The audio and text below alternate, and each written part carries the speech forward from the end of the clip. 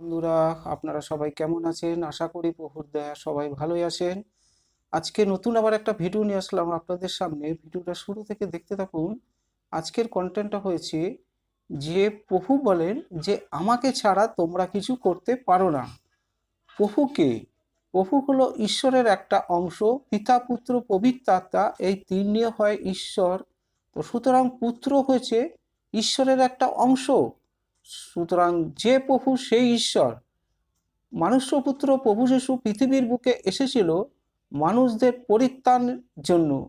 সমস্ত রোগব্যাধি, সমস্ত দুঃখ কষ্ট অভাব এবং সমস্ত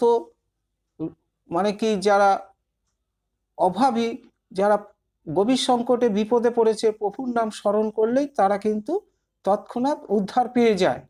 তা এই জন্য প্রভু হলো অলৌকিক ক্রীড়া কার্য সাধনের মাধ্যমে বিভিন্ন মানুষকে পরিত্রাণ করে দেখিয়ে দিয়েছে যে প্রভু হলো ঈশ্বরের একটা অংশ।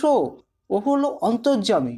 প্রত্যেকটা মানুষের দুঃখ কষ্ট ব্যথা বেদনার কথা তিনি জানেন। তা এখানে এখানে প্রভু স্বয়ং বলেন যে আমাকে ছাড়া তোমরা কিছুই করতে পারো না।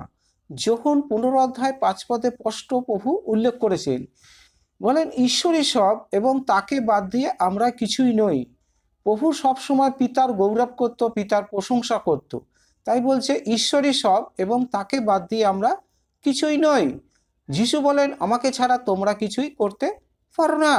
সব কিছু তো তার কাছ থেকে ও তার মধ্য দিয়েই আসে। সব কিছু তার উদ্দেশ্য, কারণ সব জিনিস তাকে নিয়েই শুরু হয়েছে এবং তার কাছ থেকেই এসেছে। সমস্ত জিনিস তার মাধ্যমে বেঁচে আছে এবং সমস্ত জিনিস তার কেন্দ্রে আছে। মানে প্রভুর হাতেই কিন্তু সব কিছু আছে এবং নিখুঁতের দিকে যায় এবং তার মধ্যে শেষ করে। চিরকাল তারই গৌরব হোক, মানে প্রভুর নামে গৌরব হোক, প্রভুর প্রশংসা জয়গান গুণকীর্তন হোক। প্রভু আরও বলেন আপনার যদি কোনো কিছু প্রয়োজন বা কোনো কিছু চাওয়া পাওয়া থাকে আপনি ঈশ্বরকে বলুন। এটা যদি আপনার সবচেয়ে ভালো হয় তার সময় তিনি আপনাকে দেবেন। কারণ সৃষ্টিকর্তা ঈশ্বরের কাছে প্রার্থনার মাধ্যমে তুমি চাইতে থাকো, দেখবে সৃষ্টিকর্তা ঈশ্বর ঠিক তোমাকে সমস্ত কিছু জোটাবেন। কোত্থেকে দেবে, কিভাবে দেবে সেটা চিন্তা ভাবনা করতে নেই। তার উপরে সমস্ত ভার, চাওয়া পাওয়া, সব দায়িত্ব তুলে দিতে হয়। তাহলে একদিন ঠিক আমরা পাবোই পাবো। কিন্তু সর্বদা মনে রাখবেন যে আপনার জীবনে অন্য কোনো জিনিসের চেয়ে আপনার তাকে আরও বেশি প্রয়োজন। তার উপস্থিতি, তার পথ, তার চরিত্র, জ্ঞান, বোঝার শক্তি, তার ক্ষমতা ইত্যাদি। মানে সৃষ্টিকর্তা হলো মানে কি মানে তিনি অলৌকিক ক্রীড়া কার্য সাধন করেন।